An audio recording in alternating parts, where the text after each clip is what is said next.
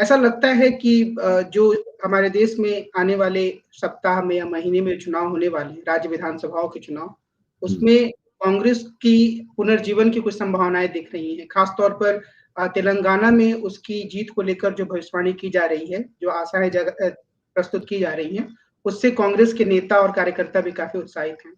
आपको क्या लगता है कि तेलंगाना की राजनीति में कांग्रेस का जो उदय है, क्या वो देश की राजनीति पर दूरगामी प्रभाव पड़ेगा या क्या सच में यह उदय संभव है? देखिए, तेलंगाना से आ रही खबरें इसलिए आश्चर्यजनक हैं कि अभी से 3 महीने पहले जब एक सर्वेक्षण हुआ था, तो उस वक्त के चंद्रशेखर राव की पार्टी भारत राष्ट्र समिति के बारे में बताया गया था कि वो कांग्रेस से 9% आगे है। अब आप कल्पना कर सकते हैं कि जो पार्टी 3 महीने पहले के सर्वेक्षण में अपनी प्रमुख प्रतिद्वंदी कांग्रेस से 9% आगे दिख रही थी, वो ताजे सी वोटर के सर्वेक्षण में वो कांग्रेस से वोटों के मामले में, संभावित वोटों के मामले में पिछड़ी हुई दिखाई पड़ रही है। दोनों के बीच में 39 और 37-38% का फर्क है, लेकिन कांग्रेस आगे है। जो कांग्रेस 9% पीछे थी, तो इसके 2 कारण हो सकते हैं। पहला कारण तो यह है कि कांग्रेस ने न केवल तेलंगाना में बल्कि पूरे देश में अपनी छवि बेहतर की है। कांग्रेस के नेता राहुल गांधी ने अपनी छवि बेहतर की है और कांग्रेस के नए अध्यक्ष मल्लिकार्जुन खड़गे ने कुछ इस तरह के कदम उठाए हैं जिससे कांग्रेस को सांगठनिक दृष्टि से बहुत फायदा हुआ है। होता यह था कि जब तेलंगाना बना, यानी आंध्र प्रदेश से विभाजित होकर तेलंगाना अलग राज्य बना, तो उसका जितना भी राजनीतिक लाभ है वो पूरा का पूरा के चंद्रशेखर राव के खाते में चला गया। हालांकि सोनिया गांधी को भी उस राज्य को विभाजित करने का श्रेय दिया जाता है। तो राजनीतिक समीक्षकों ने कांग्रेस का एक तरह से उपहास करते हुए कहा कि इन्होंने तेलंगाना बनाया और अपने पैरों पे कुल्हाड़ी मार ली, क्योंकि जो संयुक्त आंध्र प्रदेश था वहां पर कांग्रेस की बड़े पैमाने पर जीतें होती थी और उसके जरिए कांग्रेस राष्ट्रीय राजनीति में, क्षेत्रीय राजनीति के साथ साथ राष्ट्रीय राजनीति में भी अपना दबदबा जारी रखने में समर्थ होती थी। आंध्र प्रदेश की जो बहुत ही मजबूत और पारंपरिक रूप से एक प्रभावशाली जाति है रेड्डी जाति। 2 बड़ी जातियां हैं, एक रेड्डी और एक कम्मा।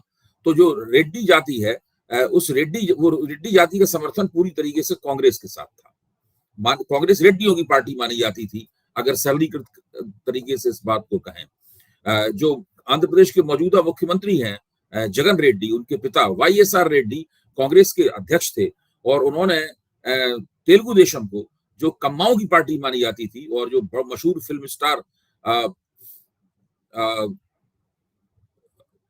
फिल्म स्टार इसके नेता थे, नंदमूरी तारक रामाराव इसके नेता थे और बाद में उन्हीं के दामाद इस पार्टी को चला रहे थे। जी हाँ, चंद्रबाबू नायडू इस पार्टी के करते थे, वही सबसे बड़े प्रबंधक थे, अब तक कि वो NT रामाराव से अलग नहीं हो गए। तो उसके खिलाफ जबरदस्त पद यात्राएं, प्रदर्शन, लगातार सांगठनिक सक्रियता करके YSR शेखर रेड्डी ने कांग्रेस को एक बहुत ऊंचे मुकाम पर पहुंचाया था। फिर दुर्भाग्य से एक दुर्घटना में उनकी मृत्यु हो गई। उनकी मृत्यु के बाद में उनके बेटे जगन रेड्डी ने दावा किया कि उन्हें कांग्रेस तुरंत मुख्यमंत्री बना दे, जो सोनिया गांधी ने स्वीकार नहीं किया। उसके बाद आला कमान में और जगन रेड्डी के बीच में लंबा संघर्ष चला, उसमें जगन रेड्डी को जेल भी रहना पड़ा और अंततः कांग्रेस के साथ में जो रेड्डियों का सामाजिक समर्थन था वो हट गया और उस हटने के कारण कांग्रेस को सामाजिक आधार पर और राजनीतिक आधार पर आंध्र प्रदेश की राजनीति में, विभाजित आंध्र प्रदेश की राजनीति में बहुत ज्यादा नुकसान हुआ। ऐसा नुकसान हुआ जिससे वो अभी तक नहीं उभरी है। लेकिन तेलंगाना के अलग हो जाने के बाद में कांग्रेस के नेतृत्व को लगा कि वो आंध्र प्रदेश में रेड्डियों की पार्टी शायद नहीं रह गई है, लेकिन वो तेलंगाना में रेड्डियों की पार्टी बन सकती है, मतलब रेड्डी द्वारा संचालित पार्टी बन सकती है।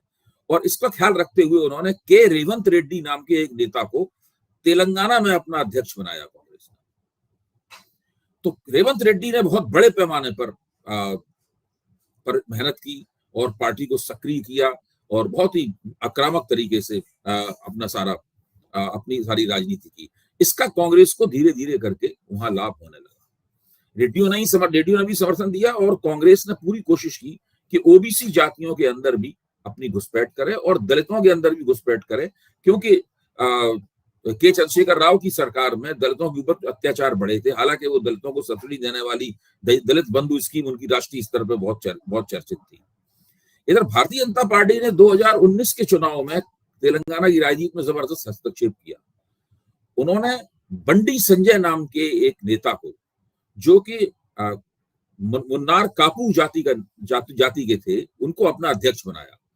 और वो एक पिछड़ी जाति थी और उन्होंने बहुत मेहनत करके पिछड़ी जातियों में अपने कदम जमाने शुरू किए।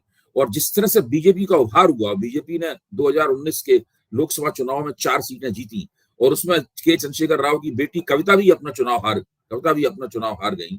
तो उससे ही लगा कि भारतीय जनता पार्टी तेलंगाना की राजनीति में बहुत बड़े धमाके के साथ में उभरने वाली है। तो आमतौर पर अंदाजा ये था कि कांग्रेस पिछड़ रही है। 3 महीने पहले के चंद्रशेखर राव बहुत आगे हैं और भारतीय जनता पार्टी दूसरे नंबर पे होगी और कांग्रेस तीसरे नंबर पे फिसल जाएगी। लेकिन अब जो नजारा सामने आ रहा है वो बिल्कुल बदला हुआ है। बदलाव नजारा ये है कि कांग्रेस नंबर 1 की पार्टी दिख रही है। केसीआर की पार्टी से उसकी बहुत करारी टक्कर है, लगभग दोनों बराबर है, लेकिन कांग्रेस एक कदम उनसे आगे है। और भारतीय जनता पार्टी बहुत पीछे है। उसे लोकसभा चुनाव में जो 20% वोट मिला था, उससे बहुत कम उसका वोट रह गया है और वो बहुत पीछे तीसरे नंबर पे, दूरस्थ तीसरे स्थान पर है। ये स्थिति इस वक्त देख रही है। आखिरकार ऐसा हुआ क्यों, इसके ऊपर भी गौर करने की आवश्यकता है। इसमें जो सबसे इंपॉर्टेंट पहलू है उसकी तरफ ध्यान दिया जाए, जिससे लगता है कि वहां पर हुआ ये है कि एक खबर फैली है वहां पर तेलंगाना में, और वो खबर ये है कि केसीआर की पार्टी का और भारतीय जनता पार्टी के आला कमान के बीच में एक अघोषित किस्म का समझौता हो गया है। उस अघोषित समझौते के तहत पहला फायदा तो केसीआर को ये हुआ है कि उनकी बेटी कविता, जो दिल्ली के कथित शराब घोटाले में फंसी हुई बताई जा रही थी और उनके खिलाफ भी ईडी के संबंध थे, उनको धीरे धीरे कर उस घोटाले से बाहर निकाला जाता है। एक तो पहला, उसका नाम भी लोग लेना बंद कर देते हैं, तो एक तो पहला लाभ केसीआर को ये होते हुए दिखाई पड़ता है। दूसरा बड़ा लाभ केसीआर को होते हुए दिखाई पड़ता है कि भाजपा का आला कमान बंडी संजय को तेलंगाना से हटा लेता है अध्यक्ष, जबकि वो एक कामयाब अध्यक्ष थे और उनकी वजह से भारतीय जनता पार्टी की सांगठनिक प्रगति हो रही थी। उनको हटा लेता है, उनको दिल्ली ले जाया जाता है, दिल्ली में एक जिम्मेदारी सौंप दी जाती है और फिर जी किशन रेड्डी को भारतीय जनता पार्टी वहां पर अपने संगठन की बागडोर थमा देती है। तो इससे भारतीय जनता पार्टी के कार्यकर्तागण और नई जो शक्तियां उसके साथ जुड़ रही थी वो काफी हतोत्साहित होती है। इस परिस्थिति का फायदा उठाकर होता यह है कि भाजपा के कुछ नेताओं को, स्थानीय स्तर के नेताओं को केसीआर अपने पार्टी में मिला लेते हैं और कुछ को कांग्रेस, मल्लिकार्जुन खड़गे के नेतृत्व में कांग्रेस अपने साथ कर लेती है और भाजपा इससे और ज्यादा कमजोर हो जाती है। यानी देखिए, ये पिछले 6-7 महीने के अंदर ये सारी गतिविधियां हो रही हैं। हम लोग उत्तर भारतीय लोग हैं या पश्चिम भारतीय लोग हैं, तो हम लोग, या मध्य भारतीय लोग हैं, तो हम लोग दक्षिण भारत के जिलों में, जो प्रदेशों में जो राजनीति हो रही है, उस राजनीति से अपने आप को न केवल नावाकिफ रहते हैं, बल्कि हम लोग इतने यहाँ व्यस्त रहते हैं कि अपने आप को नावाकिफ बनाए रखते हैं। ये हम लोगों की कमी है। तो ये सब राजनीति वहां पे हो रही है। अब केसीआर को एक श्रेय भी जाता था कि उन्होंने बहुत जबरदस्त लोकोपकारी स्कीमें, एक उनकी बहुत मशहूर लोकोपकारी स्कीम है दलित बंधु योजना, दूसरी है रैयती बंधु योजना, जिसके अंदर बहुत बड़े पैमाने पर सब्सिडी वगैरह दी जाती है कर्ज के रूप में। लेकिन ये सब भी केसीआर के काम नहीं आ रही है। नया सर्वेक्षण ये बताता है कि तेलंगाना की 50% जनता मुख्यमंत्री के रूप में ही उनसे नाराज है। मतलब उनके खिलाफ एंटी इनकम्बेंसी बिल्कुल स्पष्ट रूप से दिखाई पड़ रही है और किसी भी मुख्यमंत्री के खिलाफ, किसी भी नेता के खिलाफ 50% अगर लोग उससे नाराज हैं, तो ये बहुत बड़ा प्रतिशत है। तो ये केसीआर की स्थिति है। जो आगे थे वो पीछे हो गए हैं और ये ऐसा लग रहा है कि और भी ज्यादा थोड़े पीछे जाएंगे जब तक चुनाव वहां पर होगा। वहां का जो दलित समुदाय है तेलंगाना का, वो केसीआर से नाराज लग रहा है, बावजूद इसके कि दलित बंधु स्कीम में काफी उनको सब्सिडी मिलती है। जो रैयती बंधु स्कीम है, उसके मुकाबले कांग्रेस ने एक रैयती भरोसा स्कीम लागू कर दी का वायदा कर दिया। तो वो, उसमें ज्यादा तरह के किसानों को समेट लिया गया है, उसमें काश्तकारों को भी समेट लिया गया है और उसमें जो खेत मजदूर हैं उनको भी समेट लिया गया, उनको भी सब्सिडी मिलेगी। तो वो लोग, किसानों को लग रहा है कि कांग्रेस की जो स्कीम है वो ज्यादा फायदेमंद है हमारे लिए। तो ये एक ऐसी स्थिति बन गई है वहां पर।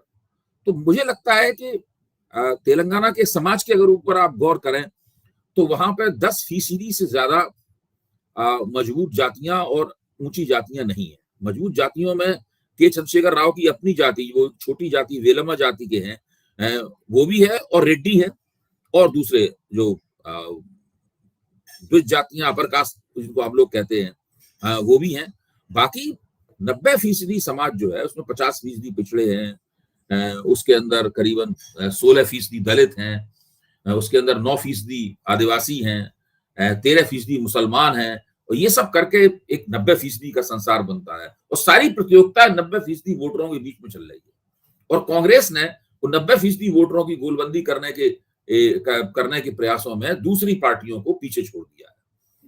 भाजपा ऐसा लगता है कि अपनी ही सांगठनिक कारीगरियों का शिकार हो गई है, जिसको ओवर स्मार्टनेस बोलते हैं। भाजपा खुद उसी की शिकार हो गई है, और धीरे धीरे करके के चंद्रशेखर राव अपने खिलाफ 10 साल में जो एंटी इनकम्बेंसी जमा हुई थी उसकी काट नहीं ढूंढ पा रहे हैं। और उनकी जो पहले से योजनाएं जो बहुत लोकप्रिय मानी जाती थी और समझा जाता था कि वो उनकी 2 बार धमाकेदार जो जीत हुई, उनको तेलंगाना का बाहुबली बोला जाता था के चंद्रशेखर राव को। ये हालत थी, वो इतने ज्यादा चुनाव जीतते थे उनको और पिछली बार लेकिन क्या हुआ, पिछली बार जब हैदराबाद महानगर पालिका का चुनाव हुआ तो वहां पर भारतीय जनता पार्टी ने उनको बहुत परेशान किया, और वो तो एक ऐसा चुनाव था इसके अंदर प्रधानमंत्री भी चले गए थे भाषण देने के लिए। तो इससे आप अंदाजा लगा सकते हैं कि तेलंगाना में कौन कौन सी राजनीतिक शक्तियां कौन कौन सा खेल खेल रही हैं, और यहां पर कांग्रेस की वापसी होती हुई दिखती है। यह चीज कांग्रेस के लिए बहुत ही उत्साहवर्धक है, क्यों कांग्रेस के बारे में ही तो माना जाता था कि वो मध्य प्रदेश में चुनाव जीत सकती है, छत्तीसगढ़ में बहुत उसके चुनाव जीतने की संभावना बहुत अधिक है, और राजस्थान में वो टक्कर दे रही है। लेकिन तेलंगाना कांग्रेस के लिए एक बहुत ही सुखद समाचार लेके आया। एक खबर आज ये आई है कि जो राजशेखर रेड्डी की बेटी हैं शर्मिला, जो कि राहुल गांधी, सोनिया गांधी से मिली थी और वो कांग्रेस में अपनी पार्टी का विलय करना चाहती थी। आज ये खबर आई है कि वो शायद अकेले चुनाव लड़ेंगी और 2 जगहों से चुनाव लड़ेंगी। तो क्या इसे मान सकते हैं कि रेड्डी और एक अलग शर्मिला रेड्डी के आने से कोई कंफ्यूजन ना हो, कोई भ्रम ना फैले, इसके कारण से कांग्रेस ने रेवंत रेड्डी को ही ज्यादा प्राथमिकता दी? देखिए, कांग्रेस अपने स्थानीय जो नेता है और उनकी जो गतिशीलता है, उस गतिशीलता को डिस्टर्ब नहीं करना चाहती। भाई जब वो लगातार अच्छा काम कर रहे हैं तो क्यों फिर उसमें से शर्मिला रेड्डी को ले आया जाए और उनके ताकि उनको एक चैलेंजर, उनको चुनौती देने वाला एक व्यक्ति, एक ध्रुव बन जाए वहां पर कांग्रेस के अंदर। ये कांग्रेस नहीं करना चाहती। कांग्रेस अभी उछाल पर है, ऐसा करके वो अपने उछाल को क्यों गड़बड़ करेगी कांग्रेस? मेरे ख्याल से अगर उन्होंने मल्लिकार्जुन खड़गे और राहुल गांधी और सोनिया गांधी ने मिलकर ये निर्णय लिया है तो ये बुद्धिमानीपूर्ण निर्णय है। मुझे लगता है कि ये निर्णय कांग्रेस को लाभ पहुंचाएगा, और जब विधानसभा चुनाव हो जाएगा फिर से पार्टी बैठकर राजनीतिक शक्तियों का और उनके संतुलन का नए सिरे से आकलन कर सकती है। एक चीज और है कि जो असदुद्दीन ओवैसी की पार्टी है उसका गठबंधन है के चंद्रशेखर राव की पार्टी से वहां पर। जी। और अगर कांग्रेस वहां पर अच्छा प्रदर्शन करती है तो ये भी एक संदेश आएगा कि हो सकता है कि हैदराबाद के कुछ इलाकों में मुसलमान ओवैसी के साथ हों, पर उनके राज्य में भी और राज्य से बाहर भी शायद मुसलमानों पर उनको उतनी पकड़ नहीं है और वो कांग्रेस की तरफ ज्यादा जा रहे हैं। ऐसा हो सकता है? देखिए, 13-14% मुसलमान हैं तेलंगाना में, जो कि एक बड़ी संख्या है। अगर ये मुसलमान पूरे तेलंगाना में 1-2 इलाकों को छोड़कर अगर कांग्रेस का साथ नहीं देते हैं तो कांग्रेस का उभार नहीं हो पाएगा। कांग्रेस का साथ देने के लिए बहुत जरूरी है कि ये वोट पूरी तरीके से मुसलमानों के कांग्रेस को मिले। और जब विधानसभा चुनाव में अगर केसीआर की पार्टी हार जाती है तो मुझे लगता है असदुद्दीन ओवैसी वगैरह को भी अपनी राजनीतिक रणनीति के ऊपर दोबारा विचार करना होगा, क्योंकि अभी तक तो केसीआर की छवि ये थी कि वो बाहुबली हैं चुनावों के, लेकिन बाहुबली जब पराजित होता है तो उसका ग्राफ भी बहुत तेजी के साथ गिरता है। एक बात जो आप अक्सर कहते रहते हैं कि भारतीय लोकतंत्र जो है वो अलग अलग नेताओं के लाभार्थियों के संसार में तब्दील हो रहा है, लेकिन केसीआर के योजनाओं के बारे में भी आपने बताया, लेकिन ऐसा लगता है कि सिर्फ लाभार्थी ही काफी नहीं है किसी को चुनाव जिताने के लिए। शायद प्रतियोगी लाभार्थी बनाने की एक होड़ भी चल रही है और दूसरी चीज ये भी है कि शायद कुछ और कारक होते हैं जो चुनाव की जीत हार को बताते हैं या उसको तय करते हैं। देखिए, आपको क्या पहली बात ये है कि नेता के काम करने का तरीका ऐसा नहीं होना चाहिए जिससे ये लगे कि उसने एक तरह का बहुत ही व्यक्ति केंद्रित निजाम बना दिया है। देखिए, लाभार्थियों को अशोक गहलोत भी राजस्थान में बना रहे हैं। इधर आप मध्य प्रदेश में देखिए, शिवराज सिंह चौहान भी लाभार्थियों की एक दुनिया खड़ी कर रहे हैं। छत्तीसगढ़ में भूपेश बघेल ने भी लाभार्थियों का संसार बनाया है। आप देखेंगे ये तीनों मुख्यमंत्री उनकी पार्टी चुनाव जीते हारे व्यक्तिगत रूप से अलोकप्रिय नहीं है। भूपेश बघेल अलोकप्रिय नेता नहीं है, सबसे आगे हैं। अशोक गहलोत, जिस सी वोटर ने ये सर्वेक्षण किया कि वहां भाजपा आगे है, अशोक गहलोत से काफी आगे है, जब व्यक्तिगत जो लोकप्रियता का सवाल आता है तो अशोक गहलोत का वहां कोई मुकाबला ही नहीं है। वो भी उन्हीं के सर्वे में निकल के आता है। यानी 60-70% लोग कह रहे हैं अशोक गहलोत की सरकार के कामकाज से वो खुश हैं। और इधर शिवराज सिंह चौहान, भले ही उनका आला कमान उनकी उपेक्षा कर रहा हो, लेकिन व्यक्तिगत छवि के रूप में शिवराज सिंह चौहान पीछे नहीं है और मुख्यमंत्री के तौर पर वो कमलनाथ से भी आगे माना जाता, रेटिंग में वो कमलनाथ से भी आगे माने जाते हैं। ये केवल के चंद्रशेखर राव हैं जो अपने लाभार्थियों के बावजूद भी और जो सोशल इंजीनियरिंग उन्होंने की है पिछले 10 साल में, उसके बावजूद भी व्यक्तिगत रूप से अलोकप्रिय हो गए हैं वहां पर।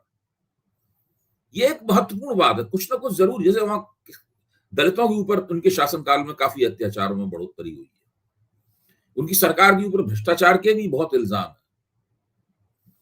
और फिर ये जो हुआ है कि इससे भाजपा को भी नुकसान हुआ है कि भाई केंद्र के साथ आपने एक नापाक गठजोड़ कर लिया है। ये बात सही हो गलत हो कोई नहीं जानता। और साथ में केसीआर को भी इसकी वजह से नुकसान हुआ है। जो नेट गेन हुआ है, विशुद्ध लाभ हुआ है, वो कांग्रेस को हुआ है इससे। इसका मतलब यह है कि तेलंगाना में अगर भाजपा तीसरे स्थान पर रहती है और दूरस्थ तीसरे स्थान पर रहती है तो दक्षिण भारत का दरवाजा तकरीबन उसके लिए पूरी तरीके से बंद हो जाएगा 24 के चुनाव में। नहीं, अब उसने देखिए कर्नाटक में भाजपा ने कोशिश की है कि वो देवगौड़ा की पार्टी के साथ में गठजोड़ करे और लोकसभा चुनाव में अच्छा प्रदर्शन करे। हाँ, अगर लोकसभा चुनाव में भी भाजपा अच्छा प्रदर्शन कर्नाटक में नहीं कर पाई, मतलब पिछला आंकड़ा दोहराने वाली केवल बात नहीं है, मतलब पिछले आंकड़े के आसपास रहना चाहिए। जरूरी नहीं आप 100% उस आंकड़े को दोहराएं, लेकिन 4-5 सीटें अगर कम होती हैं, बाकी अगर वो सबसे ज्यादा सीटें जीतती है, लेकिन अगर वहां भाजपा की 15 सीटें कम हो गई मान लीजिए कर्नाटक में, तब फिर उसको अच्छा प्रदर्शन नहीं कहा जाएगा। तो ऐसी स्थिति में तब हम ये कह सकेंगे सुरक्षित कि दक्षिण भारत की जो भाजपा की रणनीति है पूरी तरीके से नाकाम है और उसका जो विस्तार है वो दक्षिण भारत के दरवाजे पे आकर ठिठक गया, रुक गया। तब ये बात कही जा सकती है, अभी नहीं कही जा सकती। अभी तो तमिलनाडु में भाजपा को बहुत झटका लगा है, अभी तेलंगाना में भाजपा को बहुत झटका लगता हुआ दिखता है, केरल में उसकी कोई ऐसी खास कोशिश दिख नहीं रही है। तो और कर्नाटक केवल एकमात्र ऐसी जगह है जहां पर भाजपा दिखा सकती है कि वो अभी भी दक्षिण भारत के दरवाजे पर मौजूद है और दस्तक देके उसको खोलने की कोशिश कर रही है। और आंध्रा में भी उसको झटका लगा है क्योंकि एक छोटी पार्टी थी पवन कल्याण की, वो भी एनडीए से बाहर, वो भी छोड़ के चली गई। सही कह रहे हैं आप।